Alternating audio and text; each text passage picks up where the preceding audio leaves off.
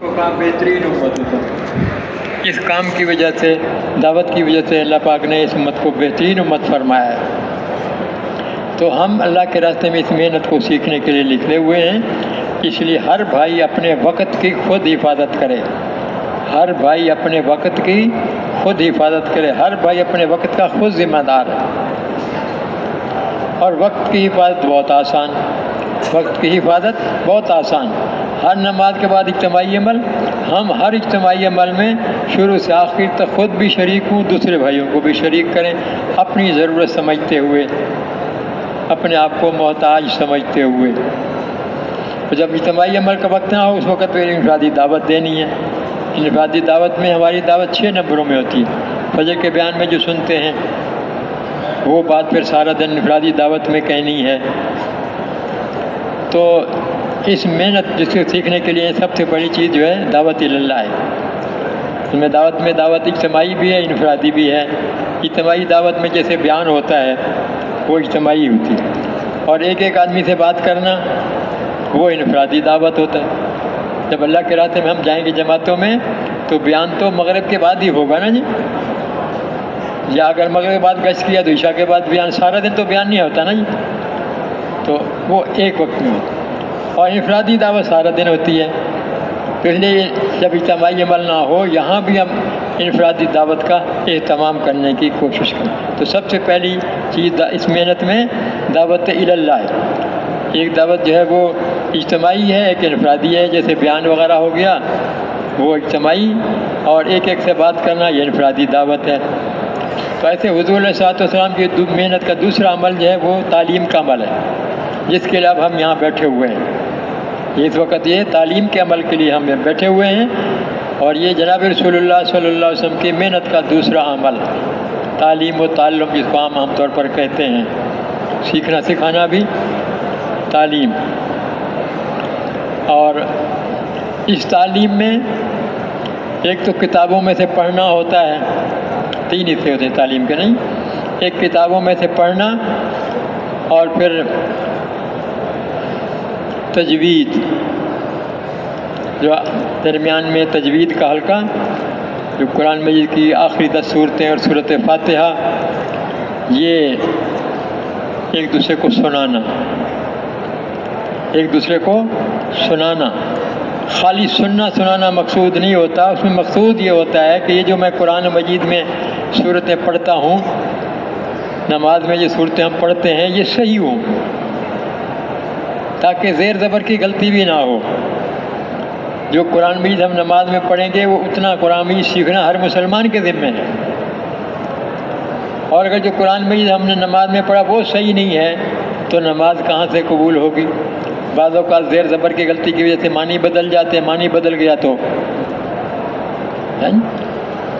اس لیے دوسری چیز جو ہوتی ہے وہ تعلیم میں تجوید، اور تیسرا جو ہوتا ہے وہ 6 نمبروں کا مذاکرہ۔ تعلیم کے آخر میں پھر 6 نمبروں کا مذاکرہ ہوتا ہے، تو وہ جو مذاکرہ ہے وہ بھی روزانہ ہر بھائی کرے۔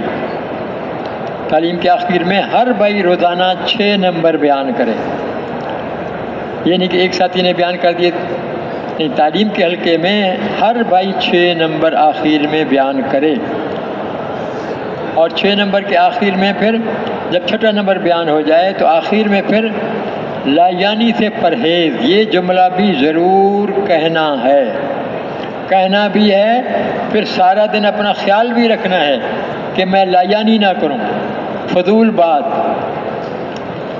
لا یعنی سے پرہیز، جناب رسول اللہ صلی اللہ علیہ وسلم فرمایا اس کا مفہوم یہ ہے کہ آدمی کے اسلام کی خوبی یہ ہے، مفہوم حضور کی بات کا، آدمی کے اسلام کی خوبی یہ ہے کہ وہ لا یعنی کو چھوڑ دے۔ یہ حضور نے آدمی کے اسلام کی خوبی بتائی ہے، اس لیے ہم لا یعنی سے بھی پرہیز رکھیں۔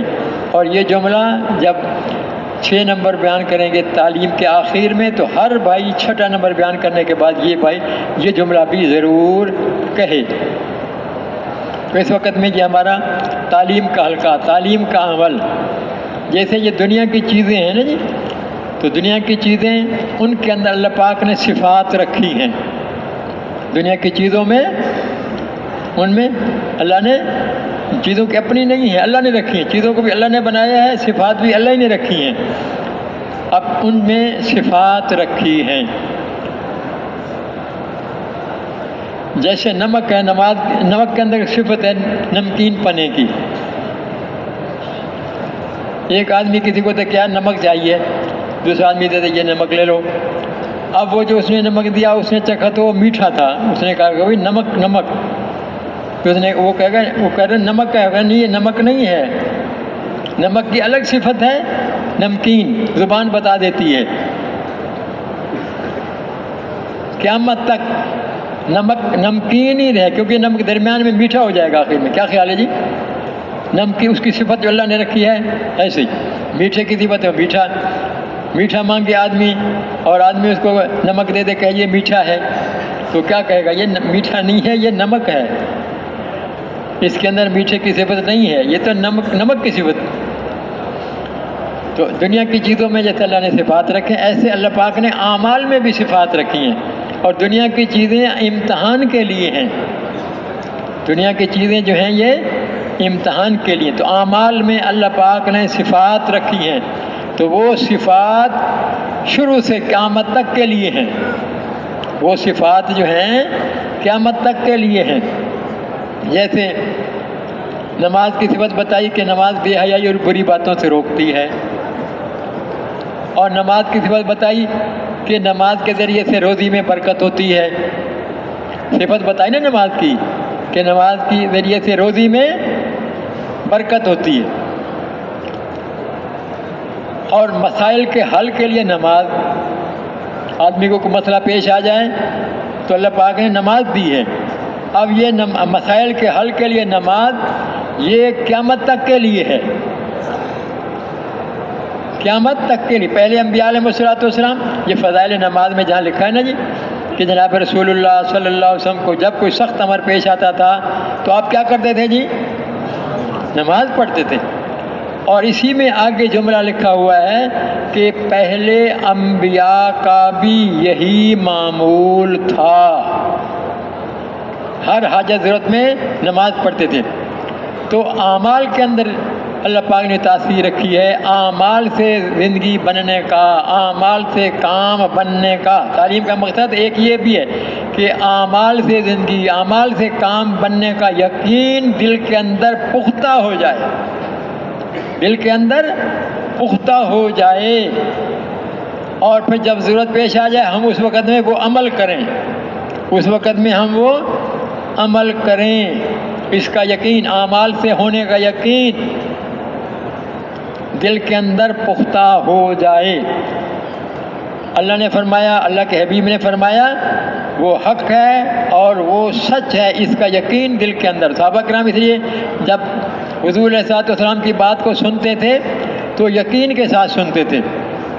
صحابہ کرام جب جناب رسول اللہ صلی اللہ علیہ وسلم کی بات کو سنتے تھے تو یقین کے ساتھ سنتے تھے کہ ایسا ہی ہے، چاہے آنکھوں سے کچھ اور نظر آئے، آنکھیں غلط دیکھ سکتی ہیں، آنکھوں سے آدمی دھوکہ کھا جاتا ہے، لیکن جو اللہ کے حبیب نے فرمایا وہ حق ہے، وہ سچ ہے، اس میں کسی قسم کی کوئی تبدیلی نہیں ہے۔ کھانا تو دوپہر کا کھایا تھا نا جی، تو تھوڑا سا آواز بھی تو آنی چاہیے نا، یا دیر ہو گئی کھانا کھائے ہوئے؟ ہاں جی، آواز آنے سے جب آدمی پھر پتہ چلتا ہے کہ ہم سب اکٹھے چل رہے ہیں، ورنہ پتہ نہیں آدمی بیٹھا ہوا یہاں ہوتا ہے، پتہ نہیں کہاں ہوتا ہے۔ تو صحابہ کرام جناب رسول اللہ صلی اللہ علیہ وسلم کی جو بات سنتے تھے وہ یقین کے ساتھ سنتے تھے کہ حق ہے، سچ ہے اور ایسا ہی ہے۔ جیسے ایک صحابی مسجد میں بیٹھے ہوئے ہیں اور ایک آدمی آ کے ان کو کہتا ہے کہ آپ یہاں بیٹھے ہوئے ہیں اور آپ کا تو مکان جل گیا، آپ کے مکان کو تو آگ لگ گئی، آپ کا مکان جل گیا۔ اب یہ صحابی کوئی پریشان نہیں ہوئے یہ بات سننے کے بعد، اگر خدا نہ خواستہ ہم میں سے کسی کو کوئی آدمی یہ بات آ کے کہے تو کیا خیال ہے؟ ہم اطمینان سے بیٹھے رہیں گے؟ پریشان ہو جائیں گے۔ لیکن وہ صحابی کوئی پریشان نہیں ہوئے، ذرہ برابر پریشانی نہیں ہوئی۔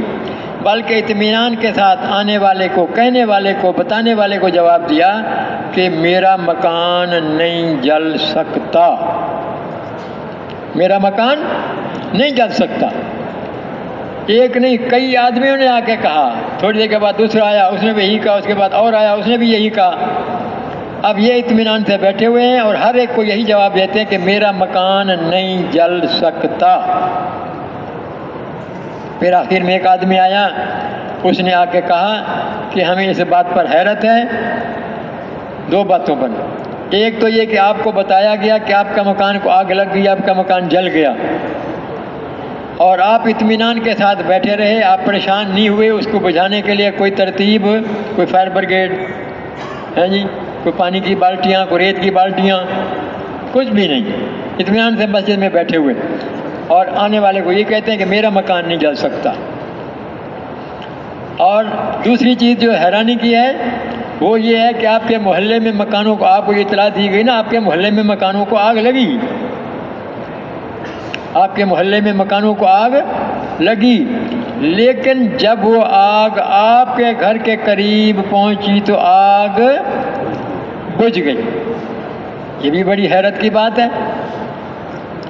تو صحابی نے رضی اللہ تعالیٰ عنہ نے، انہوں نے فرمایا کہ میں نے جناب رسول اللہ صلی اللہ علیہ وسلم سے سنا، میں نے جناب رسول اللہ صلی اللہ علیہ وسلم سے سنا کہ جو آدمی صبح کو یہ دعا پڑھے، دعا کیا ہے جی؟ دعا کیا عمل ہے؟ دعا کیا ہے جی؟ عمل کی تاثیر، جیسے پہلے عرض کیا چیزوں کی تاثیر، ایسے عمل کی تاثیر، عمل سے ہوتا ہے، زندگی عمل سے بنتی ہے۔ تو انہوں نے فرمایا کہ میں نے جناب رسول اللہ صلی اللہ علیہ وسلم سے سنا کہ جو آدمی صبح کو یہ دعا پڑھے، کون سی دعا؟ اللہم انت، اکثر ساتھیوں کو یاد ہے اللہم انت ربی لا الہ الا انت، آخر تک کی دعا۔ تو جو آدمی صبح کو یہ دعا پڑھے، حضور نے کیا فرمایا؟ حضور نے فرمایا صلی اللہ علیہ وسلم نے، جو آدمی صبح کو یہ دعا پڑھے تو شام تک اس کا کوئی نقصان ہے، آواز تھوڑی آنی چاہیے، نہیں، شام تک اس کا کوئی نقصان نہیں ہوگا، نہیں ہوگا۔ حضور نے ارشاد فرمایا، ایک عمل کی صفت بتائی کہ اس عمل کا یہ چیز ہے، یہ اثر ہے، اللہ نے یہ اثر رکھا اس عمل کے اندر۔ اب صحابی نے ایک مرتبہ سنی یہ بات، دل کے اندر پختہ پکا یقین اتنا کہ لوگ آ کے بتا رہے ہیں، لوگ آ کے، ایک بتاتا ہے، دوسرا بتاتا ہے، تیسرا بتاتا ہے، کئیوں نے آ کے بتایا آپ کا مکان جل گیا۔ لیکن یہ چونکہ یہ ان کا اس بات کا، حضور کی فرمان کا، حضور کے ارشاد کا عمل پر اتنا یقین، یہ فرماتے ہیں کہ میرا مکان نہیں جل سکتا۔ ایک مرتبہ سنا۔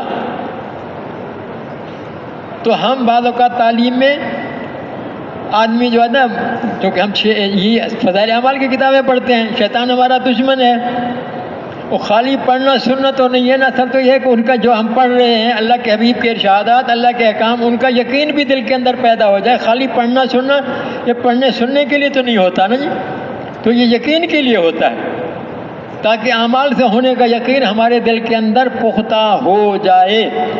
تو آدمی تعلیم میں بیٹھا ہوتا ہے بے دھیانی سے، اندر ہی اندر، یار یہ حدیث تو کئی دفعہ سنی ہے، یار یہ حدیث تو کئی دفعہ سنی ہے، کئی دفعہ پڑھی ہے۔ بھئی سنی پڑھی تو ہے، یقین بھی ہے کہ نہیں ہے؟ اصل تو یقین ہے۔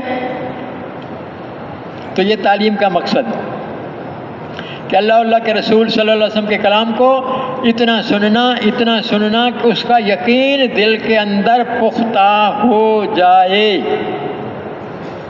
اللہ کے کلام کو، اللہ کے رسول صلی اللہ علیہ وسلم کے کلام کو اتنا سننا، کہنا، پڑھنا کہ اس کا یقین دل کے اندر پختہ ہو جائے، یقین دل کے اندر گڑ جائے۔ جیسے صحابی نے ایک مرتبہ سنی بات حضور سے، ایک مرتبہ، لیکن یقین کتنا کہ آنے والے کہہ رہے ہیں مکان جل گیا، مکان جل گیا، وہ فرما رہے ہیں میرا مکان نہیں جل سکتا۔ ہر آنے والے کو میرا مکان نہیں جل سکتا۔ کیوں؟ کہ حضور نے جو عمل بتایا تھا میں وہ عمل کر کے آیا تھا، تو اس تعلیم کے حلقے کی برکت سے ہمارے اندر ایسا سننا دھیان کے ساتھ، توجہ کے ساتھ، کہ اس کو یقین اندر پیدا کرنا۔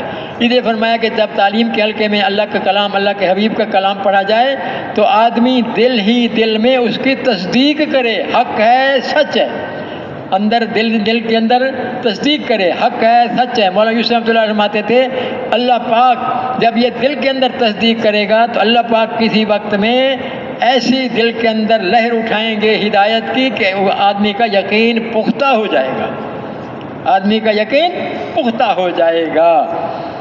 تو تعلیم، اب اس کی فضیلت کیا ہے؟ فرمایا اس کی فضیلت یہ ہے کہ فرشتے ایک تو چاروں طرف سے گھیر لیتے ہیں، جہاں یہ مجمع حلقہ ہوتا ہے تعلیم کا، فرشتے چاروں طرف سے گھیر لیتے ہیں، سکینہ نازل ہوتی ہے، رحمت نازل ہوتی ہے۔ اچھا بعض اوقات آدمی کو نیند آنا شروع ہوتی ہے تو شیطان کہتا ہے کہ میاں سکینہ نازل ہو رہی ہے، تو ہمارے حضرت فرما رہے ہیں تعلیم میں، بیان میں نیند کا آنا یہ سکینہ نہیں ہے، یہ غفلت ہے، اور یہ شیطان کی طرف سے ہے کہ آدمی جب بات کو نیند آ گئی، جب نیند آ گئی تو سب کو کہاں سنے گا؟ وہ تو نہیں نیند جب آ گئی، سو گیا تو بس ختم بات۔ یہ کہتا ہے نیند آئے نہ سنے، نہ سننے کے بعد عمل، بعد میں عمل کی بات ہے، جب سنے گا نہیں تو عمل کیسے کرے گا؟ تو ہوشیار ہو کے بیٹھنا ہے، ہوشیار ہو کے بیٹھنا، قریب والے ساتھیوں کو کہہ کے بیٹھنا کہ اگر مجھے نیند آنے لگے تو جگاتے رہنا۔ مولانا نذر الرحمان صاحب اس کے لیے ایک فارمولہ، ایک چیز بتایا کرتے تھے، فرمایا کرتے تھے کہ جس آدمی کو اس قسم کا خطرہ ہو کہ عمل میں مجھے نیند نہ آنا شروع ہو جائے، وہ فرماتے تھے کہ آدمی اپنے ساتھ لال مرچ پسی ہوئی رکھے، لال مرچ، اور جب نیند آنے لگے تھوڑے سا چٹکی، کیا خیال ہے نیند آئے گی پھر؟ وہ تو جب ہوگا جب ہمارے اندر اہمیت ہوگی اللہ کو، اللہ کے رسول کے کلام کی، اور یہ بات کہ مجھے تو اس کا یقین حاصل کرنا ہے۔ جیسے حکومت کی طرف سے کچھ اعلان کا ہو جائے کہ فلاں وقت میں، تو کیا خیال ہے جب وہ وقت بتایا تھا تو آدمی اس وقت کے گزرنے کے بعد ساری رات لوگ لائن میں لگے رہتے ہیں، ساری رات لائن میں لگے رہتے ہیں۔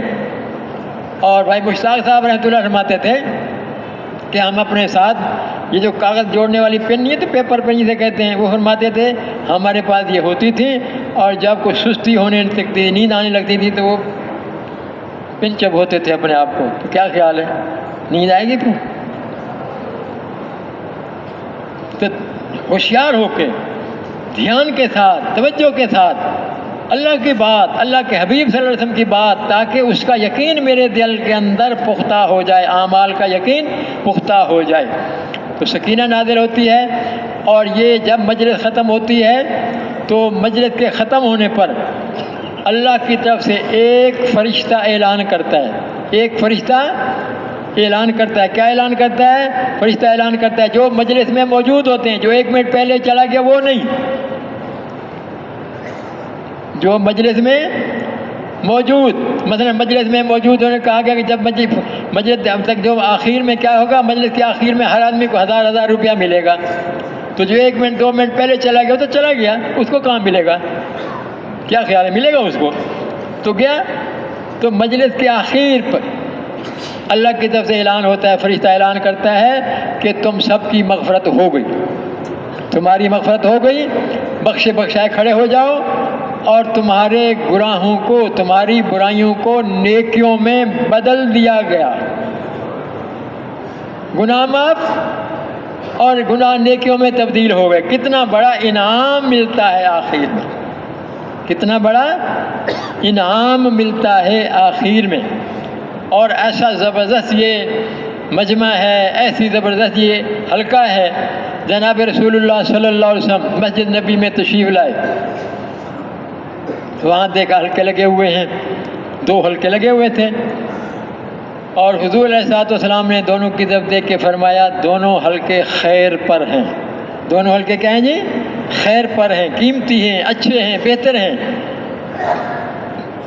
اور پھر اس کے بعد جناب رسول اللہ صلی اللہ علیہ وسلم ایک حلقے میں جا کر بیٹھے، 2 حلقے لگے ہوئے ہیں، حضور فرماتے ہیں دونوں حلقے اچھے ہیں، خیر پر ہیں۔ اب یہ کہنے کے بعد جس حلقے میں حضور جا کر بیٹھے تو وہ حلقہ کتنا قیمتی ہوگا، اور حضور اس حلقے میں جا کر بیٹھے اور فرمایا کہ میں وہ تعلیم کا حلقہ تھا، یہی تعلیم کا، جس وقت ہمارا حلقہ تعلیم کا حلقہ، سیکھنے سکھانے کا، تعلیم کا حلقہ تھا۔ اور آپ نے فرمایا حضور علیہ الصلوۃ والسلام نے کہ میں معلم بنا کر بھیجا گیا ہوں۔ تو تعلیم کا اتنا حلقہ، اتنا اونچا حلقہ ہے، اتنا اونچا حلقہ ہے، اس لیے غفلت سے نہیں، روزانہ محتاج بن کے جب تعلیم جماعتوں میں جائیں گے، وہاں ذمہ دار بھائی جو تعلیم کا وقت مقرر کریں گے مشورے کے ساتھ کہ مثال 9 بجے تعلیم، تو ہر بھائی 9 بجے سے پہلے پہنچنے کی کوشش کرے۔ یہ نہیں کہ میں دیکھوں گھڑی کی طرح ابھی تو 9 منٹ میں 9 بجنے میں 2 منٹ باقی ہیں، ابھی تو 9 میں 5 منٹ باقی ہیں، میں وضو بھی کر لوں گا پہنچ جاؤں گا، ایسا نہیں۔ تو جو پہلے آئے گا، جو سب سے پہلے آئے گا، اور فرمایا بعد میں آنے والے سب کا اجر مل جائے گا اس کو۔ مثلا اب 1000 روپیہ تعلیم میں بیٹھنے والے کو ملنے والا ہے، لیکن امیر صاحب نے فرمایا جو پہلے آئے گا، جماعت میں 12 ساتھی ہیں، ہر ایک کو 1000 ملے گا، لیکن جو سب سے پہلے آئے گا اس کو 12000 ملیں گے۔ تو کیا خیال ہے، کوئی سستی کرے گا؟ تو اس لیے سب سے پہلے وقت مقرر، اس سے پہلے تیار ہو کے نفل پڑھ کے دعا مانگ کے۔ مولانا عبد الرحمن صاحب فرماتے تھے کہ یہ تعلیم جو ہے، یہ علم اللہ کا نور ہے، علم اللہ کا نور ہے، اور گناہ جو ہے معصیت اندھیرا ہے، معصیت اندھیرا ہے، ظلمت ہے۔ تو اللہ کا نور اور گناہوں کی ظلمت اکٹھے نہیں ہو سکتے، اکٹھے نہیں ہو سکتے۔ اس لیے صلاۃ التوبہ پڑھ کے بیٹھنا، صلاۃ الحاجت پڑھ کے بیٹھنا، اللہ سے مانگنا یا اللہ مجھے اس حلقے میں اس طرح سے آداب کے ساتھ شریک ہونے کی توفیق دے کہ آپ مجھے پھر اس کی برکت سے ہمیشہ کے لیے اس محنت کے لیے قبول فرما لیں۔ ہم محتاج ہیں قبولیت اللہ پاک کی طرف سے، تو دعا مانگ کے نفل پڑھ کے بیٹھنا اور وضو کر کے، یہاں تو الحمدللہ نماز پڑھی ہے، وہاں وضو کر کے بیٹھنا، نفل پڑھ کے بیٹھنا، اور بہترین بیٹھنے کی شکل جو ہے فرمایا التحیات کی شکل، بیٹھنے کی بہترین شکل التحیات کی شکل۔ انسان ہے، کمزور ہیں ہم، تھک جائیں تو پہلو بدل لیں، کبھی اس پہلو کبھی اس پہلو، پہلو بدل لیں۔ اور میں کہ یہ ایک دیکھ نیند کی نیت کر لینا، نیند فرمایا نیند کی نیت کیا ہے؟ نیند کی نیت یہ ہے کہ آدمی اپنے گھٹنے کھڑے کرے اور پھر ہاتھ باندھ لے، ہاتھوں سے پکڑ لے گھٹنے اور سر نیچے کر لے۔ فرمایا یہ نیند کی نیت ہے۔ آدمی نیند کو کہہ رہا ہے کہ میں نے بالکل سونے کی تیاری مکمل کر لی ہے، سونے کی تیاری کر لی، اب بس تیری دیر ہے۔ تو پھر آدمی کو آہستہ آہستہ غفلت نیند آنا شروع ہو جاتی ہے۔ تو کوشش کرنی ہے تحیات دائیں بائیں حرکت سے، کبھی دائیں طرف کبھی بائیں طرف۔ اور فرمایا کہ اگر خدا نہ خواستہ کوئی عذر ہے، کمر کی کوئی تکلیف ہے تو الگ مسئلہ ہے، ورنہ پھر اللہ کی بات، اللہ کے رسول صلی اللہ علیہ وسلم کی بات کو سننا، ٹیک لگانے سے بھی پرہیز ہو، ٹیک لگا کر یہ بھی مناسب نہیں۔ کمزور ہے انسان، بیمار ہے، الگ مسئلہ ہے، ورنہ ہمت والا ہے تو ہمت سے جاگ کر بیٹھنا، دھیان کے ساتھ، توجہ کے ساتھ، محتاج بن کے سننا، اور جو پڑھنے والا ہے پڑھنے والے کی طرف دیکھنا، کتاب کی طرف دیکھنا، اور عمل کی نیت سے سننا، اللہ کو راضی کرنے کی نیت سے سننا، قیامت تک آنے والے انسانوں تک پہنچانے کی نیت سے سننا، قیامت تک آنے والے انسانوں تک پہنچانے کی نیت سے سننا۔ اس طرح سے اور بھی آداب ہیں، تو آداب کی رعایت رکھ لیے فرمایا با ادب با نصیب۔ ہر عمل کے آداب ہمارے ہاں، ہر عمل کے آداب، کھانے کے آداب، سونے کے آداب، مسجد کے داخل ہونے کے آداب، یہ سارے آداب ہوتے ہیں نا جی۔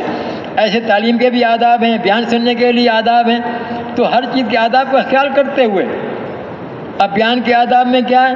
بیان کے آداب میں یہ ہے کہ جب سلام پھر جائے نماز کا تو اپنی جگہ آدمی بیٹھا رہے، یعنی کہ فجر کی نماز کا امام صاحب نے سلام پھیرا تو ہم بھاگ کے آگے ممبر کے پاس لوگوں کے کندھے پھلانگتے ہوئے، یہ آداب کے مناسب نہیں ہے، یہ آداب کے مناسب نہیں۔ اطمینان سے آدمی جہاں نماز پڑھی ہے اطمینان سے بیٹھے، ذکر کرے، دعا مانگے، دعا کے بعد پھر اعلان ہوتا ہے آگے آنے کا، اس وقت پھر ہم آگے آیا کریں۔ تو آداب کا خیال کرتے ہوئے اس لیے فرمایا با ادب با نصیب، با ادب با نصیب۔ اور یہ پڑھنے والا بھائی، یہ جو کتاب ہے اس میں جو حدیث شریف لکھی ہوئی ہے یا قرآن مجید کی آیت، ہاں حدیث شریف عربی میں، قرآن مجید کی آیت، یہ تو علماء کرام پڑھیں گے، عوام ہم ان کو نہ پڑھیں، غلط پڑھیں گے تو نقصان ہو جائے گا، غلطی ہو جائے گی، نقصان ہو جائے گا۔ ہم تو ترجمہ جو لکھا ہوا ہے اس ترجمے کو پڑھیں، حدیث شریف کا ترجمہ لکھا ہے اس کو فرمایا 2 دفعہ 3 دفعہ پڑھیں، اور جو پھر آخر میں فائدہ لکھا ہوا ہے، فائدہ 1 دفعہ پڑھنا ہے، فائدہ 1 دفعہ پڑھنا ہے، اور پھر اس فائدہ پڑھنے کے بعد پھر اس پر اپنی طرف سے کوئی تبصرہ نہیں کرنا، اس پر اپنی طرف سے مزید کوئی تبصرہ نہیں کرنا، بیان اور مزید اپنا بیان نہیں کرنا، اپنی تقریر نہیں کرنی، اس کو 2 دفعہ پڑھنا، حدیث شریف کو 3 دفعہ پڑھنا، فائدہ 1 دفعہ پڑھنا۔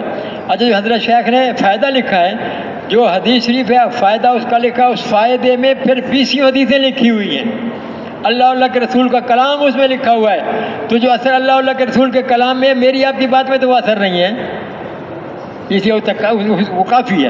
ایک آدھا جملہ جذبات بنانے کے لیے اگر کہنا چاہے تو کہے، لیکن زیادہ بات لمبی نہیں کرنی۔ تو اس لیے اپنی ضرورتوں حاجتوں سے فارغ ہو کے بیٹھنا۔ شیطان دشمن ہے، وہ بیچ میں انسان کو تھوڑی تھوڑی جو ضرورتوں کی وجہ سے، پیاس کی وجہ سے، فلاں چیز کی وجہ سے آدمی اٹھ کے چلا جاتا ہے، تو یہ فرمایا مناسب نہیں ہے۔ ہم اپنی ان حاجتوں ضرورتوں سے پہلے فارغ ہو کر تعلیم کے حلقے میں شریک ہوں، اور اگر کوئی حاجت ضرورت پیش آئے، محسوس ہونے لگے، تو فرمایا آدمی اس کو تھوڑا سا ہمت کرے، اس حاجت کو قربان کرے، تھوڑی دیر کے لیے مؤخر کرے، جب حلقہ ختم ہو جائے گا وہ حاجت پھر بعد میں پوری کر لیں گے۔ تو جم کے آخر تک بیٹھنا۔ اور بعض احباب جو ہوتے ہیں نا جی، پڑھے لکھے نہیں ہوتے، اردو نہیں پڑھنا جانتے، تو ان سے بھی تعلیم کا حلقہ لگوانا ہے، ان سے بھی تعلیم کا حلقہ، یہ نہیں کہ یہ پڑھا لکھا نہیں ہے کہ اس کو حلقہ نہیں دو، نہیں، ان سے بھی تعلیم کا حلقہ لگوانا ہے۔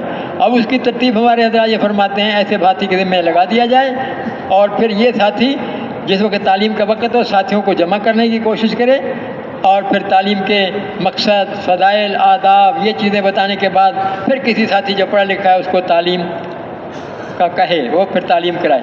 اچھا مولانا جمشید صاحب رحمۃ اللہ فرماتے تھے کہ جو ہمارے بھائی ان پڑھ ہیں، اردو پڑھے ہوئے نہیں ہیں لیکن قرآن مجید پڑھے ہوئے ہیں، اردو نہیں پڑھی ہوئی لیکن قرآن مجید پڑھا ہوا ہے، تو قرآن مجید اور عربی اردو، قرآن مجید الفاظ تقریباً ایک جیسے ہی ہیں، کیوں جی؟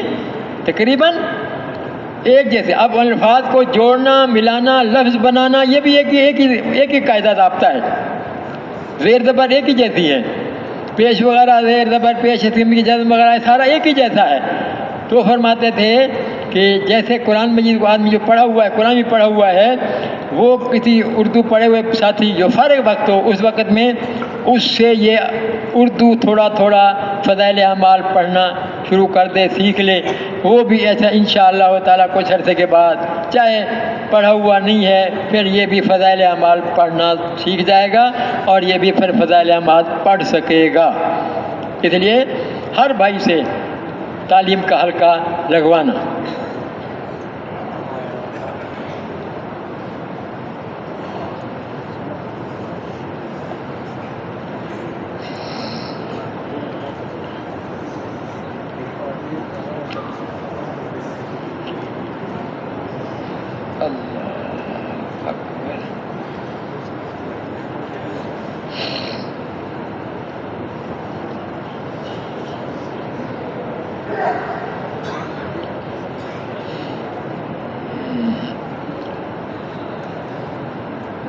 حضرت ابو بکر رضی اللہ تعالیٰ عنہ ہجرت فرما کر ترحیب لے جا رہے تھے، تو اس خیال سے کہ نامعلوم راستہ میں کیا ضرورت درپیش ہو، کہ حضور اقدس صلی اللہ علیہ وسلم بھی ساتھ تھے، اس لیے جو کچھ مال اس وقت موجود تھا جس کی مقدار 5-6 ہزار درہم تھی وہ سب ساتھ لے گئے۔ ان حضرات کے تشریف لے جانے کے بعد حضرت ابو بکر رضی اللہ عنہ کے والد ابو قحافہ رضی اللہ عنہ جو نابینا ہو گئے تھے، اس وقت تک مسلمان نہیں ہوئے تھے، پوتیوں کے پاس تسلی کے لیے آئے۔ آ کر افسوس سے کہنے لگے کہ میرا خیال ہے کہ ابو بکر نے اپنے جانے کا صدمہ بھی تم کو پہنچایا اور مال بھی شاید سب لے گیا، کہ یہ دوسری مشقت تم پر ڈالی۔ اسماء رضی اللہ عنہ کہتی ہیں کہ میں نے کہا نہیں دادے ابا، وہ تو بہت کچھ چھوڑ گئے ہیں، وہ تو بہت کچھ چھوڑ گئے ہیں۔ یہ کہہ کر میں نے چھوٹی چھوٹی پتھریاں جمع کر کے گھر کے طاق میں بھر دیں جس میں حضرت ابو بکر رضی اللہ عنہ کے درہم پڑے رہتے تھے، اور ان پر ایک کپڑا ڈال کر دادے کا ہاتھ اس کپڑے پر رکھ دیا، جس سے انہوں نے ہاتھ سے یہ اندازہ کیا کہ یہ درہم بھرے ہوئے ہیں۔ کہنے لگے کہ خیر، یہ اس نے اچھا کیا، تمہارے گزارا کی صورت اس میں ہو جائے گی۔ اسماء رضی اللہ عنہ کہتی ہیں کہ اللہ کی قسم کچھ بھی نہیں چھوڑا تھا، کچھ بھی نہیں چھوڑا تھا، مگر میں نے دادے کی تسلی کے لیے یہ صورت اختیار کی کہ ان کو صدمہ نہ ہو، فائدہ۔ یہ دل گردہ کی بات ہے، ورنہ دادا سے زیادہ ان لڑکیوں کو صدمہ ہونا چاہیے تھا، اور جتنی بھی شکایت اس وقت دادا کے سامنے کرتی درست تھا کہ اس وقت کا ظاہری سہارا ان پر ہی تھا۔ ان کے متوجہ کرنے کی بظاہر بہت ضرورت تھی کہ ایک تو باپ کی جدائی، دوسرے گزارا کی کوئی صورت ظاہراً نہیں، پھر مکہ والے عام طور سے دشمن اور بے تعلق، مگر اللہ جل شانہ نے ایک ایک ادا ان سب حضرات کو، مرد ہوں یا عورت، ایسی عطا فرمائی تھی کہ رشک آنے کے سوا اور کچھ بھی نہیں۔ حضرت ابو بکر صدیق رضی اللہ تعالیٰ عنہ اول میں نہایت مالدار اور بہت بڑے تاجر تھے، لیکن اسلام کی اور اللہ کی راہ میں یہاں تک خرچ فرمایا کہ غزوہ تبوک میں جو کچھ گھر میں تھا سبھی کچھ لا دیا، کہ چھٹے باب کے چوتھے قصے میں فصل گزرا۔ اسی وجہ سے حضور اقدس صلی اللہ علیہ وسلم کا ارشاد ہے کہ مجھے کسی کے مال نے اتنا نفع نہیں پہنچایا جتنا ابو بکر کے مال نے۔ حضور فرماتے ہیں میں ہر شخص کے احسانات کا بدلہ دے چکا ہوں، مگر ابو بکر کے احسانات کا بدلہ اللہ ہی دیں گے، مگر ابو بکر کے احسان کا بدلہ اللہ ہی دیں گے۔ اللہ اکبر۔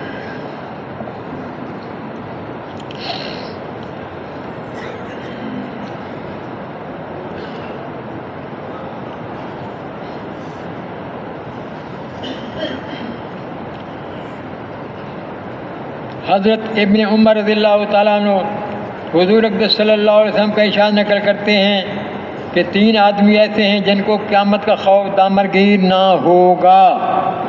کتنے آدمی جی؟ 3۔ حضرت ابن عمر رضی اللہ تعالیٰ عنہ حضور اقدس صلی اللہ علیہ وسلم کا ارشاد نقل کرتے ہیں کہ 3 آدمی ایسے ہیں جن کو قیامت کا خوف دامنگیر نہ ہوگا، نہ ان کو حساب کتاب دینا پڑے گا۔ اتنے مخلوق اپنے حساب کتاب سے فارغ ہو، وہ مشک کے ٹیروں پر تفریح کریں گے، مشک کے ٹیروں پر تفریح کریں گے۔ ایک وہ شخص جس نے اللہ کے واسطے قرآن شریف پڑھا اور امامت کی اس طرح پر کہ مقتدی اس سے راضی رہے۔ دوسرا وہ شخص جو لوگوں کو نماز کے لیے بلاتا ہو صرف اللہ کے واسطے، کیونکہ جب تبلیغ میں ہم نکلے ہوئے ہیں تو لوگوں کو نماز کی دعوت دیتے ہیں نا، اور اعمال کی نماز کی بھی دعوت دیتے ہیں، کہتے کتنی بڑی فضیلت ہے۔ دوسرا وہ شخص جو لوگوں کو نماز کے لیے بلاتا ہو صرف اللہ کے واسطے۔ تیسرا وہ شخص جو اپنے مالک سے بھی اچھا معاملہ رکھے، اپنے ماتحتوں سے بھی۔ پھر پڑھتے ہیں حضرت ابن عمر رضی اللہ تعالیٰ عنہ حضور اقدس صلی اللہ علیہ وسلم کا ارشاد نقل کرتے ہیں کہ 3 آدمی ایسے ہیں جن کو قیامت کا خوف دامنگیر نہ ہوگا، نہ ان کو حساب کتاب دینا پڑے گا۔ اتنے مخلوق اپنے حساب کتاب سے فارغ ہو، وہ مشک کے ٹیروں پر تفریح کریں گے۔ ایک وہ شخص جس نے اللہ کے واسطے قرآن شریف پڑھا اور امامت کی اس طرح پر کہ مقتدی اس سے راضی رہے۔ دوسرا وہ شخص جو لوگوں کو نماز کے لیے بلاتا ہو صرف اللہ کے واسطے۔ تیسرا وہ شخص جو اپنے مالک سے بھی اچھا معاملہ رکھے اور اپنے ماتحتوں سے بھی۔ قیامت کی سختی، اس کی دہشت، اس کا خوف، اس کی مصیبتیں اور تکالیف ایسی نہیں کہ کسی مسلمان کا دل اس سے خالی ہو یا بے خبر ہو۔ اس دن میں کسی بات کی وجہ سے بے فکری نصیب ہو جاوے، یہ لاکھوں نعمتوں سے بڑھ کر اور کروڑوں راحتوں سے مغتنم ہے۔ پھر اس کے ساتھ اگر تفریح و تناؤ میں نصیب ہو جاوے تو خوشا نصیب اس شخص کے جس کو یہ میسر ہو، اور بربادی اور خسران ہے ان حصوں کے لیے جو اس کو لغو اور بیکار اضاعت وقت سمجھتے ہیں۔ معجم کبیر میں اس حدیث کے شروع میں روایت کرنے والے صحابی حضرت عبداللہ بن عمر رضی اللہ تعالیٰ عنہ سے نقل کیا گیا، کیا نقل کیا گیا کہ اگر میں نے اس حدیث کو حضور اقدس صلی اللہ علیہ وسلم سے ایک مرتبہ غرض 7 دفعہ یہ لفظ کہا، یعنی اگر 7 مرتبہ نہ سنا ہوتا تو کبھی نقل نہ کرتا۔ 7 مرتبہ کم از کم میں نے سنا پھر یہ نقل کر۔ 3 آدمی ہیں، کتنا بڑا انعام ملے گا۔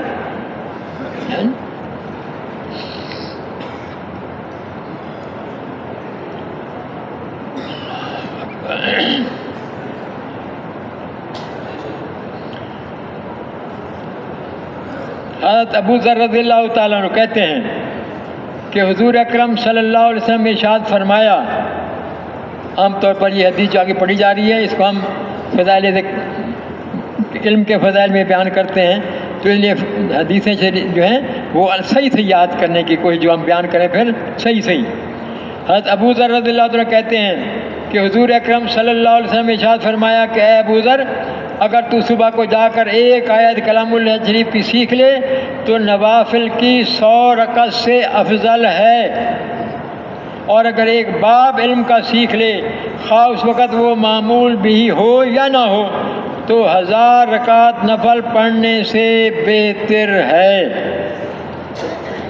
ابو ذر رضی اللہ عنہ کہتے ہیں کہ حضور اکرم صلی اللہ علیہ وسلم نے ارشاد فرمایا کہ اے ابو ذر، اگر تو صبح کو جا کر ایک آیت کلام اللہ شریف کی سیکھ لے تو نوافل کی 100 رکعت سے افضل ہے، اور اگر ایک باب علم کا سیکھ لے خواہ اس وقت وہ معمول بھی ہو یا نہ ہو تو 1000 رکعت نفل پڑھنے سے بہتر ہے۔ بہت سی حدیث میں اس مضمون میں وارد ہیں، بہت سی حدیث اس مضمون میں وارد ہیں کہ علم کا سیکھنا عبادت سے افضل ہے۔ فضائل علم میں جس کا روایات وارد ہوئی ہیں ان کا احاطہ بالخصوص اس مختصر رسالہ میں دشوار ہے۔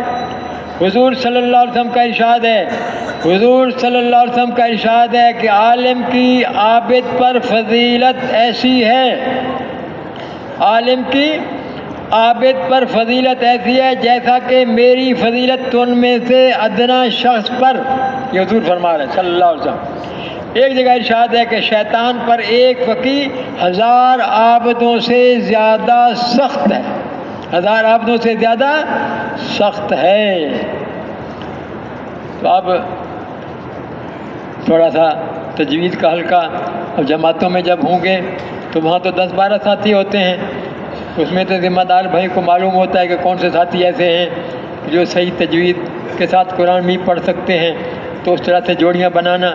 اچھا، یہ جماعتوں میں نکل کر نہیں، بعض اوقات ساتھی کہتے ہیں 2-2 ساتھی ہو جاؤ، تو حضرات اس کو پسند نہیں فرماتے۔ حضرات فرماتے ہیں کہ تجوید کی جوڑیاں بنانا اس کی ترتیب کیا ہے؟ اس کی ترتیب یہ ہے کہ پہلا دن جب جماعت بنتی ہے، پہلا دن جب جماعت بنتی ہے تشکیل والے مذاکرہ کرتے ہیں، مذاکرے سے فارغ ہو جاتے ہیں جماعت والے ساتھی، آپس میں پھر مشورے کے لیے بیٹھتے ہیں۔ کوشش کریں اس وقت میں ذمہ دار بھائی سارے ساتھی سورۃ فاتحہ پڑھیں ایک ایک کر کے۔ اسی میں امیر صاحب کو ذمہ دار بھائی کو پتہ چل جائے گا کہ ہماری جماعت میں کتنے ساتھی ایسے ہیں جو صحیح قرآن مجید پڑھنے والے ہیں، وہ وہیں پر ان کی جوڑیاں بنا دی جائیں۔ اگر 3 ساتھی صحیح پڑھنے والے ہیں تو آدمی کو پھر احساس ہوتا ہے، پھر قرآن بھی کو صحیح پڑھ کے پڑھنے کی شوق پیدا ہوتا ہے، فکر پیدا ہوتی ہے، کیونکہ نماز کے اندر قرآن بھی پڑھنا ہے۔ اگر غلط ہوگا تو نماز کہاں سے قبول ہوگی؟ نماز اگر قبول نہیں ہوئی تو دعا کہاں سے قبول ہوگی؟ مسائل کہاں سے حل ہوں گے؟ تو آدمی کے اندر فکر پیدا کرنا اللہ کے راستے میں نکل کر، جیسے کہتے ہیں نا پیاس پیدا کرنا، فکر پیدا کرنا. اور اللہ کے راستے میں ایک تو وہ جو جوڑیاں بنائی ہوئی ہوں گی تجوید کے علاوہ کے وقت میں جو ساتھی جن کا قرآن مجید الفاظ میں کمزوری ہے، تو جس سے صحیح پڑھنے والا ساتھی ہے، علاوہ کے وقت میں اجتماعی عمل کے علاوہ کے وقت میں بھی وہ اس وقت ان سے سیکھتے رہیں. صرف یہ نہیں کہ تجوید کیا کہ انہیں سیکھنا ہے، اس کے علاوہ نہیں، اس کے علاوہ فارغ وقت میں بھی ان سے سیکھتے رہیں. اور جو بعض احباب ایسے ہوتے ہیں قرآن مجید پڑھے ہوئے نہیں ہوتے، کسی وجہ سے ماحول نہیں ملا، قرآن مجید نہیں پڑھ سکے، تو ایسے ساتھی اللہ کے راستے میں سیکھنا شروع کر دیں، اور پھر اپنے مقام پر واپس جا کر اپنے مسجد کے قاری صاحب سے، حافظ صاحب سے، ان سے جو وقت امام صاحب کے پاس، قاری صاحب کے پاس ان کا وقت فارغ، ہم نے اپنا وقت فارغ نہیں بتانا کہ امام صاحب میرے پاس یہ وقت فارغ ہے آپ یہ وقت فارغ کریں، ایسا نہیں. ان کے پاس جو وقت فارغ ہو وہ وقت میں فارغ کر کے پھر ان سے روزانہ سیکھنا شروع کر دوں. اور ہمیں کہ اس 10 صورتیں، یہ ساری زندگی 10 صورتوں پر گزارا نہیں کرنا، بلکہ ان 10 صورتوں کے ذریعے سے پورا قرآن مجید مجھے صحیح پڑھنا آ جائے. ان 10 صورتوں کو بنیاد بنانا اور سارا قرآن مجید صحیح پڑھنا آ جائے، اس کے لیے پھر پڑھتے رہنا، سبق لیتے رہنا، سیکھتے رہنا. اس طرح سے اپنے مقام پر جا کر محنت کوشش، اللہ کے راستے میں نکل کر بھی سیکھنے کی کوشش کرنا، صورتیں صحیح ہو جائیں، تلفظ الفاظ ٹھیک ہو جائیں، تاکہ نماز ٹھیک ہو جائے. نماز ٹھیک ہوگی تو پھر دعائیں قبول ہوں گی، مسئلے حل ہو جائیں گے. یہ کوئی امتحان لینا مقصود نہیں ہوتا، تجوید کا مقصود امتحان لینا نہیں کسی ساتھی کا. اچھا، پھر یہ مولانا الیاس صاحب رحمۃ اللہ فرماتے تھے کہ اللہ کے راستے میں نکل کر ہم جو نیکیاں حاصل کرتے ہیں، اعمال پر نیکیاں ملتی ہیں نا جی، ایک لفظ پر 10 نیکیاں اللہ کے راستے میں، کیونکہ اللہ کے راستے میں 49 کروڑ. تو ساری زندگی آدمی گھر میں بیٹھا 49 کروڑ، کیونکہ اگر صرف سورۃ اخلاص ہی پڑھنا چاہے ساری زندگی پڑھ سکتا ہے 49 کروڑ مرتبہ، مشکل ہے. اور یہاں اللہ کے راستے میں ایک دفعہ پڑھا 49 کروڑ دفعہ سورۃ فاتحہ پڑھنے کا اجر مل گیا.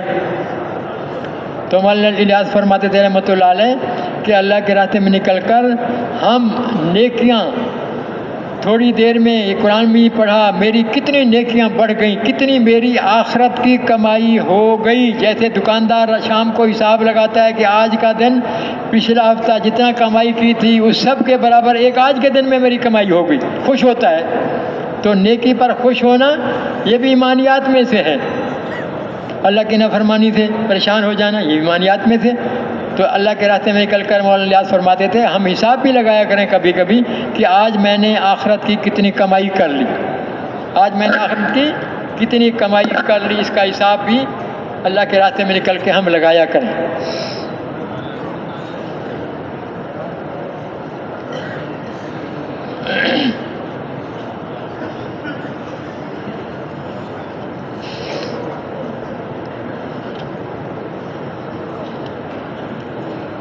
اللہ اکبر.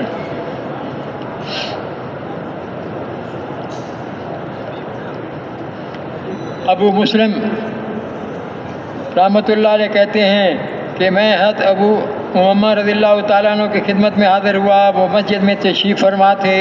میں نے عرض کیا کہ مجھ سے ایک صاحب نے آپ کی طرف سے یہ حدیث نقل کی ہے کہ آپ نے نبی اکرم صلی اللہ علیہ وسلم سے یہ ارشاد سنا ہے جو شخص اچھی طرح وضو کرے پھر فرض نماز پڑھے تو حق تعالیٰ شان و دن وہ گناہ جو چلنے سے ہوئے ہوں اور وہ گناہ جن کو اس کے ہاتھوں نے کیا ہو اور وہ گناہ جس کے کانوں سے صادر ہوئے ہوں اور وہ گناہ جن کو اس نے آنکھوں سے کیا ہو اور وہ گناہ جو اس کے دل میں پیدا ہوئے ہوں، سب کو معاف فرما دیتے ہیں.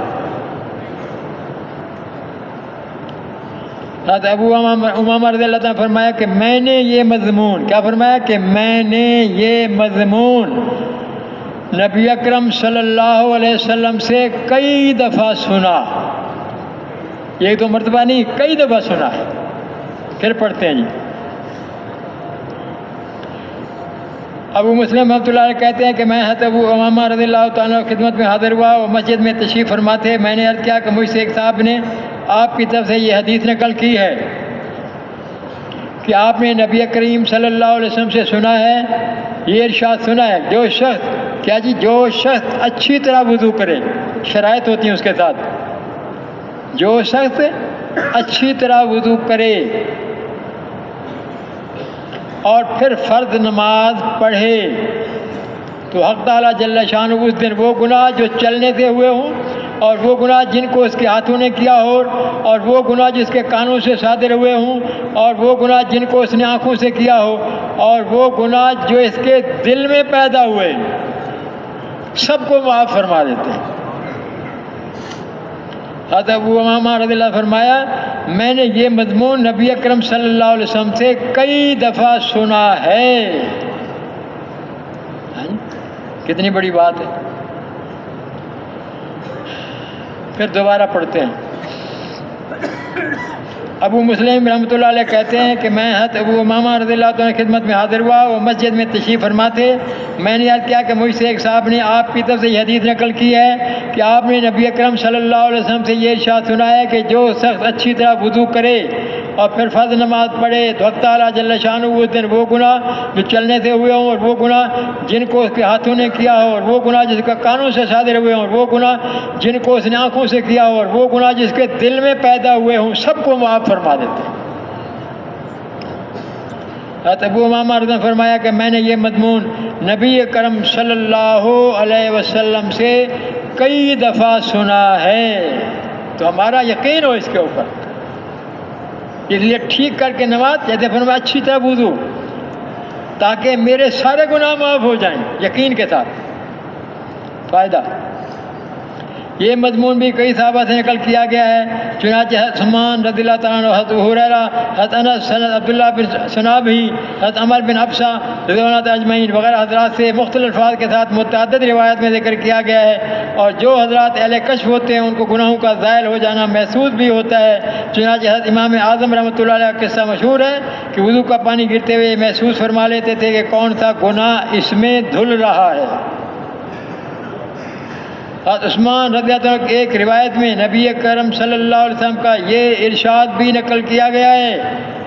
کیا ارشاد نقل کیا گیا؟ فرمایا یہ ارشاد بھی نقل کیا گیا ہے کہ کسی شخص کو اس بات سے مغرور نہیں ہونا چاہیے. اس کا مطلب یہ ہے کہ اس گھمنڈ پر کہ نماز سے گناہ معاف ہو جاتے ہیں، گناہوں پر جرأت نہیں کرنا چاہیے.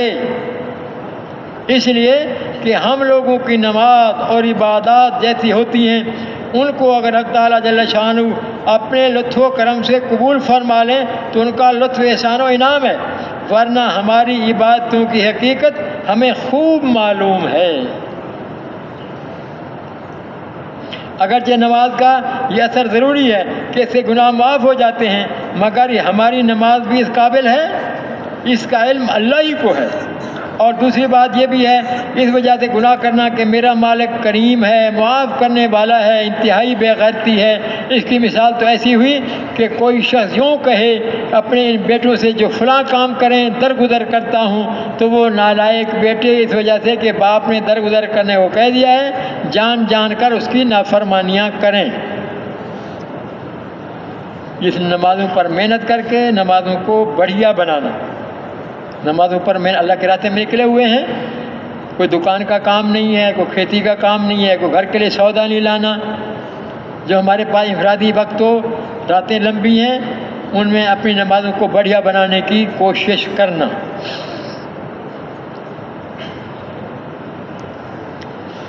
حضرت عبادہ رضی اللہ عنہ کہتے ہیں کہ مجھے میرے محبوب حضور اقدس صلی اللہ علیہ وسلم نے 7 نصیحتیں کی ہیں، جن میں سے 4 یہ ہیں.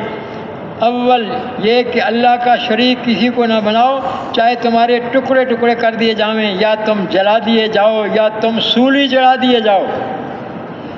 دوسری یہ کہ جان کر نماز نہ چھوڑو، جان کر نماز نہ چھوڑو. جو جان بوجھ کر نماز چھوڑ دے وہ مذہب سے نکل جاتا ہے.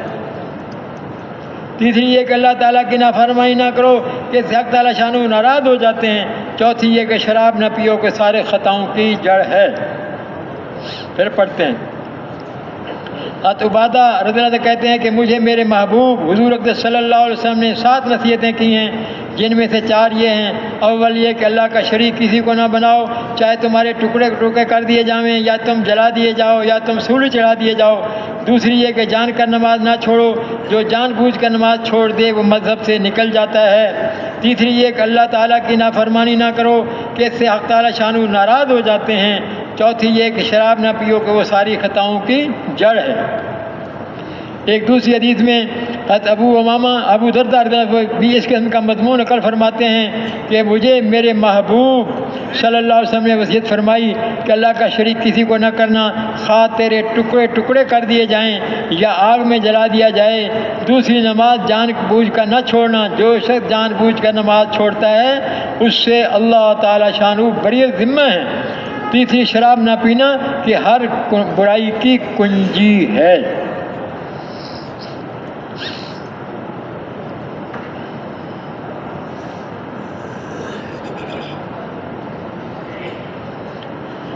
اللہ اکبر۔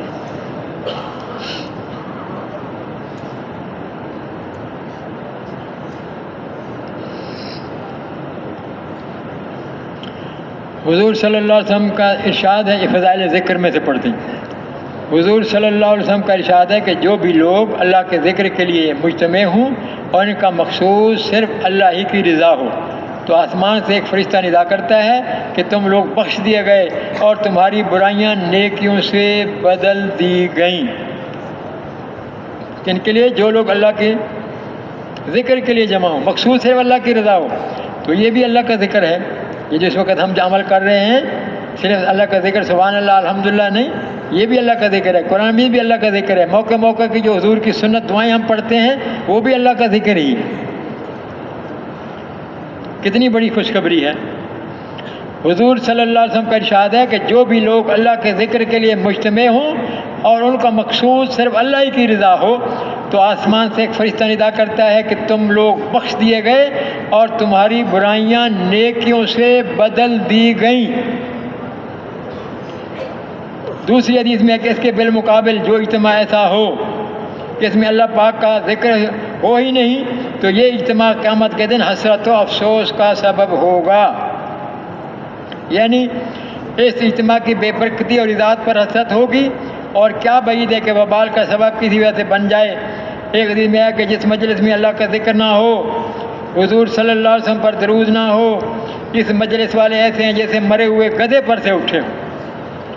ایک حدیث میں ہے کہ مجلس کا کفارہ یہ ہے کہ اس کے اختتام پر یہ دعا پڑھ لے، سبحان اللہ وبحمدہ سبحانک اللہم وبحمدک لا اشہد ان لا الہ الا انت استغفرک واتوب الیک۔ ایک دوسرے حدیث میں ہے کہ جو بھی مجلس ایسی ہو جس میں اللہ کا ذکر، حضور صلی اللہ علیہ وسلم پر درود شریف نہ ہو، مجلس قیامت کے دن حسرت اور نقصان کا سبب ہوگی۔ پھر حق تعالیٰ شانہ اپنے رزق سے چاہے مغفرت فرماوے، چاہے مطالبہ اور عذاب برم۔ ایک حدیث میں ہے کہ مجلسوں کا حق ادا کیا کرو، اور وہ یہ ہے کہ اللہ کا ذکر ان میں کثرت سے کرو۔ راہگیروں کو بوقت ضرورت راستہ بتاؤ۔ ناجائز چیز سامنے آ جائے تو آنکھیں بند کر لو یا نیچی کر لو کہ اس پر نگاہ نہ پڑے۔ حضرت علی کرم اللہ وجہ ارشاد فرماتے ہیں، جو شخص یہ چاہے کہ اس کا ثواب بہت بڑی ترازو میں تلے، یعنی ثواب بہت زیادہ مقدار میں ہو، کہ وہی بڑی ترازو میں تلے گا۔ معمولی چیز تو بڑی ترازو کے پاسے میں آ جائے گی، اس کو چاہیے کہ مجلس کے ختم پر دعا پڑھے۔ مجلس ختم کی دعا وہ بھی ہم یاد کریں۔ سبحان ربک رب العزۃ عما یصفون وسلام علی المرسلین والحمد للہ رب العالمین۔ اللہ اکبر۔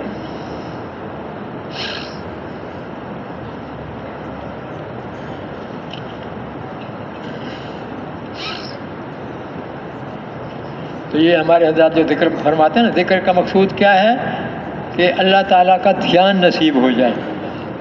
کوئی بھی عمل آدمی کرے تو اس دھیان کے ساتھ کہ اللہ دیکھ رہا ہے، اللہ دیکھ رہا ہے، اللہ دیکھ رہا ہے۔ اس لیے فرماتے ہیں کہ بھئی ذکر اس دھیان کے ساتھ، اس کے لیے صبح شام کی تسبیحات اہتمام کے ساتھ، صبح کی تسبیحات تہجد کے وقت جب ہم اٹھتے ہیں تو اس وقت سے لے کر فجر کی نماز تک کافی وقت ہوتا ہے، اسی میں ہم نفل بھی پڑھیں، دعا بھی مانگیں، ذکر بھی کریں، تلاوت بھی کریں، کافی وقت ہوتا ہے۔ تو فجر کا ذکر جو اس وقت ہے ہم اپنا مکمل کر لیا کریں، اور جو شام کا ذکر ہے، راتیں لمبی ہیں، سونے سے پہلے وہ اپنی شام کی تسبیحات مکمل کر لیں، موقع موقع کی دعائیں ہیں، قرآن بھی روزانہ تلاوت ہے۔ قرآن بھی کی تلاوت کا فرماتے ہیں کہ جو علماء کرام ہیں، حافظ صاحبان ہیں، قاری صاحبان جو حفظ کیا ہوا ہے وہ تو کم از کم 3 پارے روزانہ، اور جنہوں نے حفظ نہیں کیا وہی پارہ روزانہ، اور جنہوں نے پڑھا ہوا نہیں ہے وہ جتنا وقت ایک پارہ پڑھنے میں لگتا ہے روزانہ اتنا وقت سیکھنے میں ہم لگائیں۔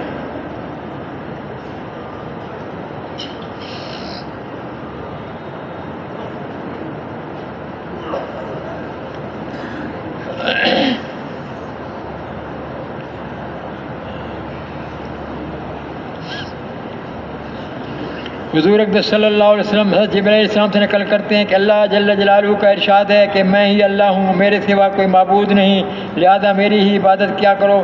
جو شخص تم میں سے اخلاص کے ساتھ لا الہ الا اللہ کی گواہی دیتا ہوا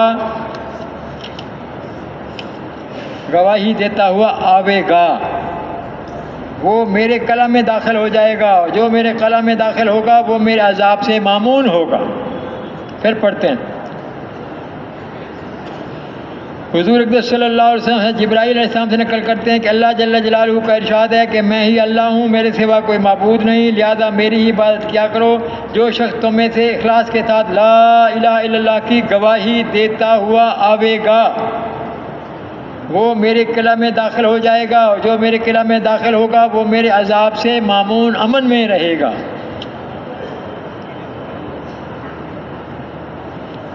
فائدہ، اگر یہ بھی کبائر سے بچنے کے ساتھ مشروط ہو جیسا کہ حدیث نمبر 5 میں گزر چکا تب تو کوئی اشکال ہی نہیں، اور اگر کبائر کے باوجود یہ کلمہ کہے تو پھر قواعد کے موافق تو عذاب سے مراد دائمی عذاب ہے۔ ہاں، اللہ جل شانہ کی رحمت قواعد کی پابند نہیں۔ قرآن پاک کا صاف ارشاد ہے کہ اللہ جل شانہ شرک کو معاف نہیں فرمائیں گے، اس کے علاوہ جس کو چاہیں گے معاف کر دیں گے۔ چنانچہ ایک حدیث میں ہے کہ حق تعالیٰ شانہ اسی شخص کو عذاب کرتے ہیں جو اللہ تعالیٰ پر تمرد ہیکڑی کرے اور لا الہ الا اللہ کہنے سے انکار کرے۔ ایک حدیث میں ہے کہ لا الہ الا اللہ حق تعالیٰ شانہ کے غصہ کو دور، یہ سارے ساتھی متوجہ ہیں نا جی؟ ہاں، آگے بہت اہم بات ہے، اللہ کہ لا الہ الا اللہ حق تعالیٰ شانہ کے غصہ کو دور کرتا رہتا ہے جب تک کہ دنیا کو دین پر ترجیح نہ دینے لگیں۔ دنیا کو 1 نمبر پر رکھیں، دین کو 2 نمبر پر رکھیں، دنیا کو ترجیح۔ اور جب دنیا کو دین پر ترجیح دینے لگیں اور لا الہ الا اللہ کہتے رہیں تو حق تعالیٰ شانہ فرماتے ہیں کہ تم اپنے دعویٰ میں سچے نہیں ہو، تم اپنے دعویٰ میں سچے نہیں ہو۔ کہتے تو لا الہ الا اللہ ہو اور ترجیح دنیا کو دیتے ہو۔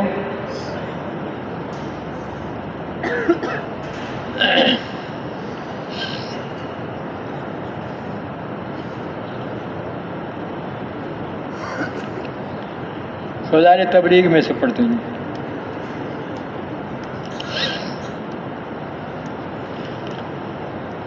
اللہ اکبر،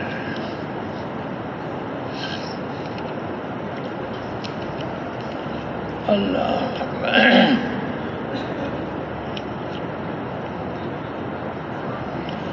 حضرت عائشہ رضی اللہ عنہا فرماتی ہیں کہ نبی اکرم صلی اللہ علیہ وسلم ایک مرتبہ دورہ کے دعوت پر تشریف لائے تو میں نے چہرہ انور پر ایک خاص اثر دیکھ کر محسوس کیا کہ کوئی اہم بات پیش آئی ہے۔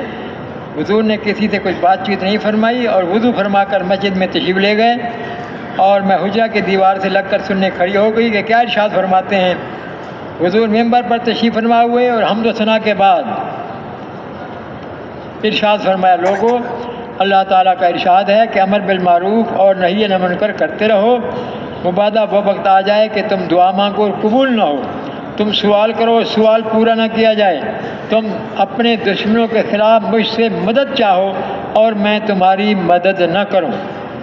یہ کلمات طیبات حضور نے ارشاد فرمائے اور ممبر سے نیچے تشریف لے آئے۔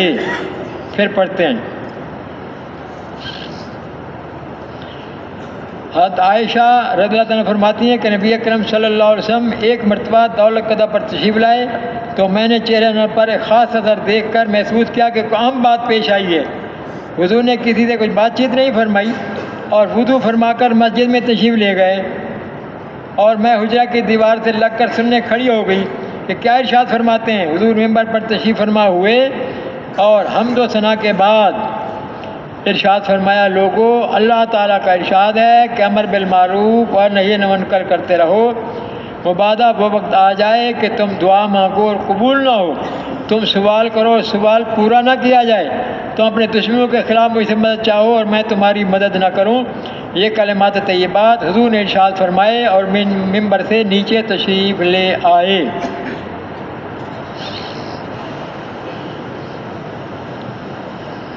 اس مضمون پر وہ حضرات خصوصیت توجہ فرمائیں جو دشمن کے مقابلہ میں امور دینیہ میں تسامح اور مساہلت پر زور دیتے ہیں کہ مسلمانوں کی اعانت اور امداد دین کی پختگی ہی میں مضمر ہے۔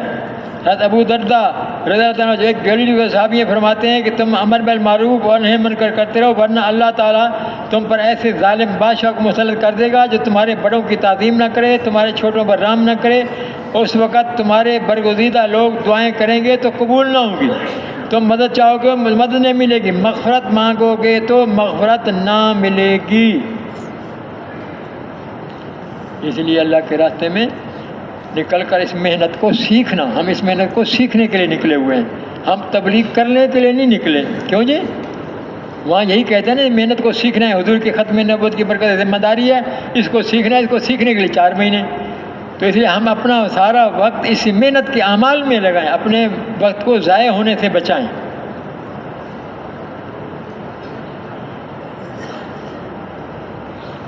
مسلمانوں کی پستی کا واحد علاج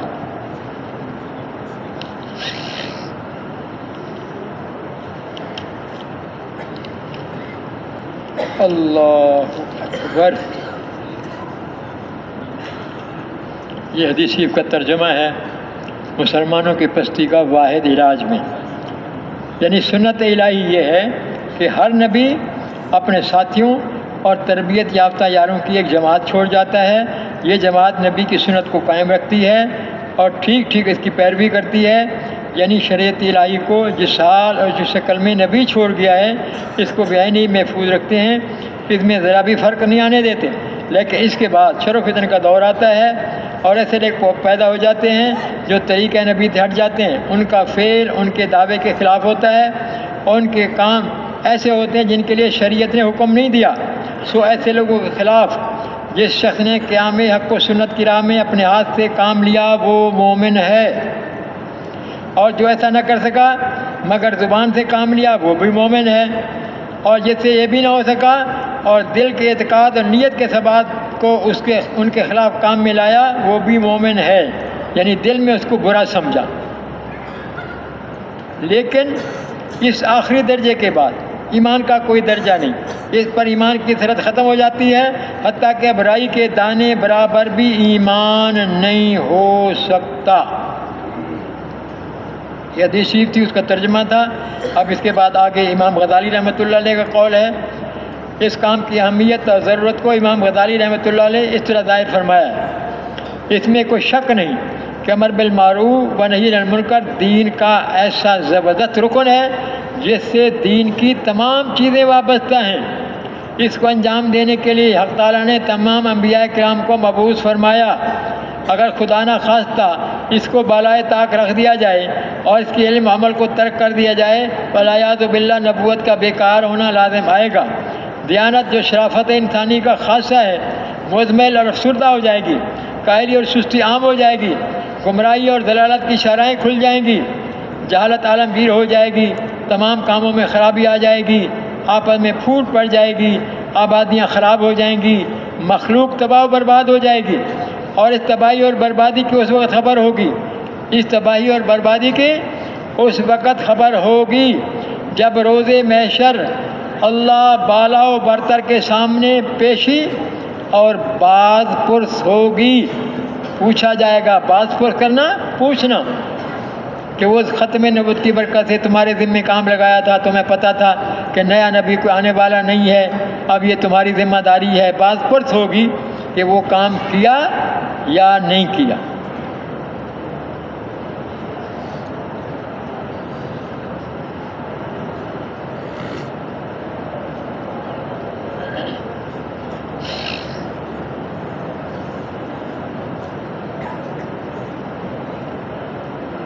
اللہ اکبر۔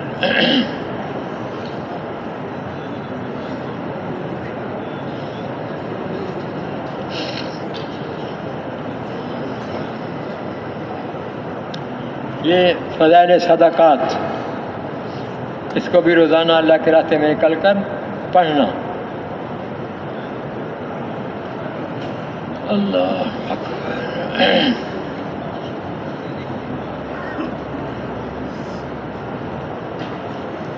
حضرت معاذ رضی اللہ تعالیٰ عنہ نے عرض کیا، یا رسول اللہ صلی اللہ علیہ وسلم، مجھے کچھ وصیت فرمائیں، مجھے کچھ وصیت فرمائیں۔ حضور نے ارشاد فرمایا، سارے ساتھی متوجہ ہیں نا جی؟ ہاں جی، حضور نے ارشاد فرمایا کہ اللہ جل شانہ کی اس طرح عبادت کرو،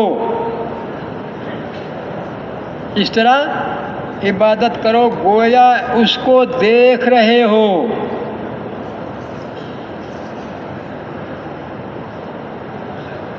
اور اپنے آپ کو مردوں میں شمار کرو، اور اگر تم کہو تو میں وہ چیز بتاؤں جس سے ان چیزوں پر سب سے زیادہ قدرت حاصل ہو جائے، اور یہ فرما کر اپنی زبان کی طرف ارشاد فرمایا کہ اس کو قابو میں رکھو۔ مطلب ہر وقت زبان بولنا بولنا بولنا، دنیا کی معلومات، جیسے پتہ چلے کہ مجھے سب سے زیادہ جان پہچان ہے، دنیا کی معلومات میں زیادہ جانتا ہوں، ہر وقت بات دنیا کی۔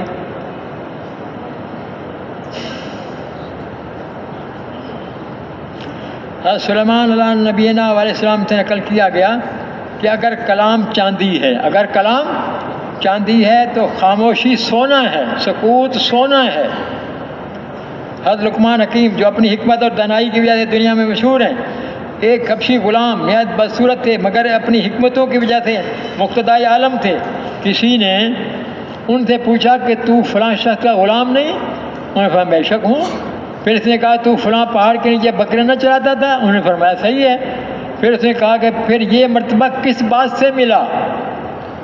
انہوں نے فرمایا 4 چیزوں سے۔ انہوں نے کیا فرمایا؟ 4 چیزوں سے۔ نمبر 1 اللہ کا خوف، اللہ کا خوف۔ دوسرا بات میں سچائی، امانت کا پورا ادا کرنا، اور بے فائدہ بات کرنے سے خاموش رہنا، سکوت اختیار کرنا، بے فائدہ بات کرنے کی بجائے سکوت اختیار کرنا۔ حضرت برا رضی اللہ فرماتے ہیں کہ میں ایک بدو نے آ کر عرض کیا، یا رسول اللہ مجھے ایسا عمل بتا دیجیے جنت میں لے جانے والا ہو۔ حضور نے فرمایا کہ بھوکے کو کھانا کھلاؤ، پیاسے کو پانی پلاؤ، اچھی باتوں کا لوگوں کو حکم کرو، اچھی باتوں کا لوگوں کو حکم کرو، اور بری باتوں سے روکو، اور یہ نہ ہو سکے تو اپنی زبان کو بھلی بات کے علاوہ بولنے سے روک کے رکھو۔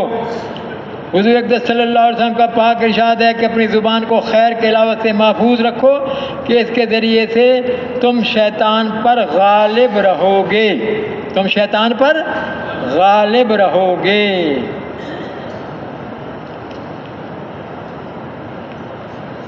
اللہ اکبر۔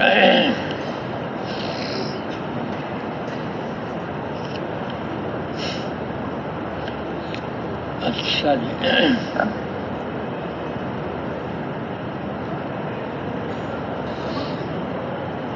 ایک حدیث میں ارشاد ہے کہ جو شخص کسی یتیم کے سر پر شفقت سے ہاتھ پھیرے، جو شخص کسی یتیم کے سر پر شفقت سے ہاتھ پھیرے اور وہ صرف اللہ جل شانہ کی رضا کے واسطے ایسا کرے، تو اس کا ہاتھ یتیم کے سر کے جتنے بالوں پر پھرے گا ہر بال کے بدلہ میں اس کو نیکیاں ملیں گی۔ اور جو شخص کسی یتیم لڑکے یا لڑکی پر احسان کرے، یہ حضور کے ارشاد کی بات چل رہی ہے، تو میں اور وہ شخص جنت میں اس طرح ہوں گے. وہی 2 انگلیوں کے اشارہ فرمایا جیسا اوپر گزرا.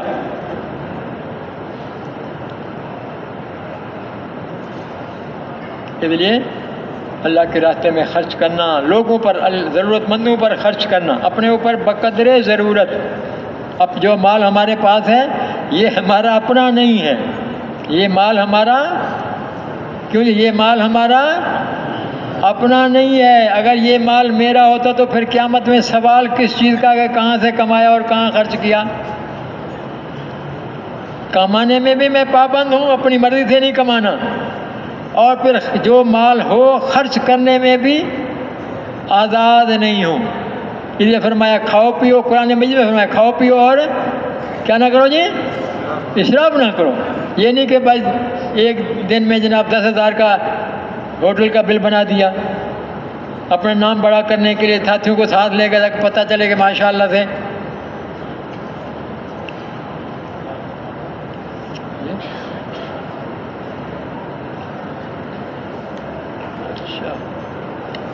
جزاک اللہ.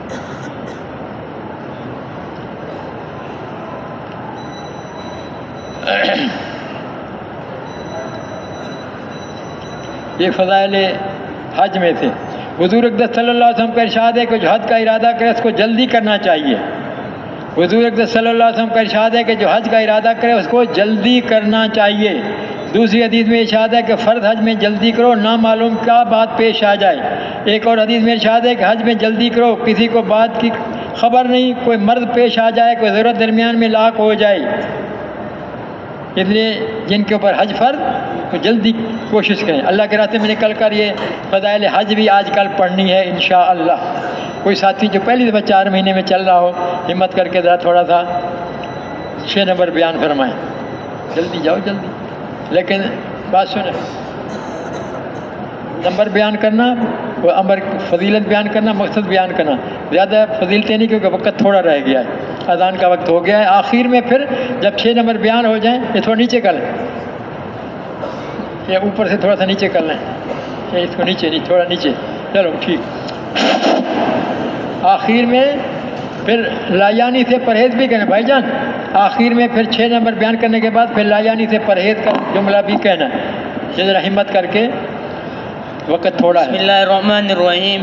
نحمدہ و نصلی علی رسول الکریم. ہمارا اور آپ کا پورا عالم انسان کا کامیابی اللہ پاک نے دین میں رکھا ہے. دین کیسے آئے گا؟ حضور پاک صلی اللہ علیہ وسلم مبارک محنت سے آئے گا. محنت کا پہلا بنیاد کلمہ لا الہ الا اللہ محمد رسول اللہ. کلمے کے معنی اللہ کے سوا کوئی عبادت کے لائق نہیں، حضرت محمد صلی اللہ علیہ وسلم اللہ کے رسول ہے. کلمے کے مقصد اللہ سب کچھ ہونے کا یقین ہمارا اور آپ کے دلوں میں آ جائے. مخلوق سے غیر سے کچھ نہ ہونے کا یقین ہمارا اور آپ کے دلوں میں آ جائے. اور حضور پاک صلی اللہ علیہ وسلم مبارک طریقوں میں چل کر دونوں جانوں کامیابی کا یقین ہمارا اور آپ کے دلوں میں آ جائے. اور غیر کو طریقوں میں چل کر دونوں جانوں ناکامی کا یقین ہمارا اور آپ کے دلوں میں آ جائے. حضور پاک صلی اللہ علیہ وسلم سنت طریقوں سے چل کر دونوں جانوں کامیابی کا یقین، اور حضور پاک صلی اللہ علیہ وسلم سنت طریقوں سے چل کر دونوں جانوں ناکامی کا یقین ہمارا اور آپ کے دلوں میں آ جائے. اور کلمے کی بہت سی فضائل ہے. ایک فضائل ہیں اور 7 آسمان 7 زمین ترازو کے ایک پلیڑ میں رکھے، دوسرا پلیڑ میں کلمہ رکھے، کلمہ سیٹ والا باری ہوئے گا. اور نماز کو اور نماز کو شاندار. ٹھیک ہے. دوسرا نمبر نماز ہے. دوسرا نمبر نماز ہے. اور جو شخص تکبیر اللہ کے ساتھ نماز پڑھے گا 40 دن اللہ اس کو 2 پروانے دے گا. ایک منافق نہیں ہوگا، دوسرا جہنمی نہیں ہوگا. اور نماز کو شاندار بنانے کی علم کی ضرورت ہے. علم 24 گھنٹے مرد عورت فرض نافرض ہے اپنے پاکی ناپاکی جائز ناجائز حلال حرام کا تمیز کر سکے. اور علم کا ایک باب سیکھنا 1000 رکعت سے افضل ہے. قرآن شریف کا ایک آیت سیکھنا 100 رکعت سے افضل ہے. اور جو دل ذکر کرتا ہے وہ زندے کا مثال ہے، جو دل ذکر نہیں کرتا ہے وہ مردے کا مثال ہے.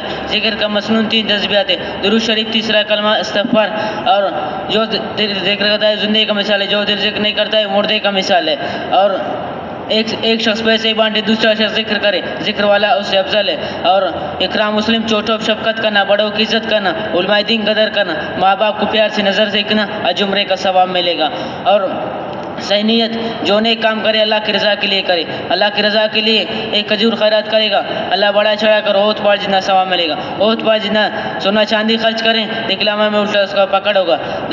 دعوت تبلیغ، ہم بھی اچھے کام کریں، لوگوں کو بھی اچھے کام کی دعوت دیں، ہم بھی برے کاموں سے بچائے، دوسروں کو بچائے۔ اس کام کے لیے 1,24,000 کم و بیش انبیاء آئے، وہ بھی ایک کلمہ کا دعوت دیا، پڑھو لوگوں لا الہ الا اللہ، کامیاب ہو جاؤ گے، جس نے پڑھا کامیاب ہو گیا، جس نے نہیں پڑھا ناکام ہو گیا۔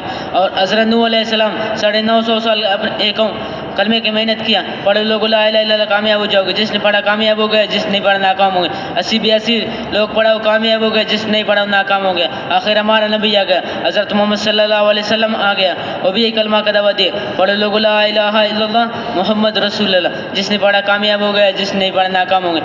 ہمارا تمہارا یقین ہے حضرت محمد صلی اللہ علیہ وسلم کے بعد کوئی نبی نہیں آئے گا، ختم نبوت کے دروازے بند ہو چکا ہے، جس نے کلمہ پڑھا ہے اس کی ذمہ داری ہے کام۔ اس کام کے لیے علماء کرام نے ایک ترتیب رکھا ہے، پہلے فرصت میں 4 ماہ لگا اس کام کو سیکھے، پھر اپنا زندگی کا مقصد بنے، اور پھر سالانہ چلائے، مہینے کے 100 روزے اور مسجد کے 5 اعمال ہیں، اور اس کے لیے ہم 4 مہینے کے نکلا ہے انشاءاللہ، اپنے ارادہ فرمائیں۔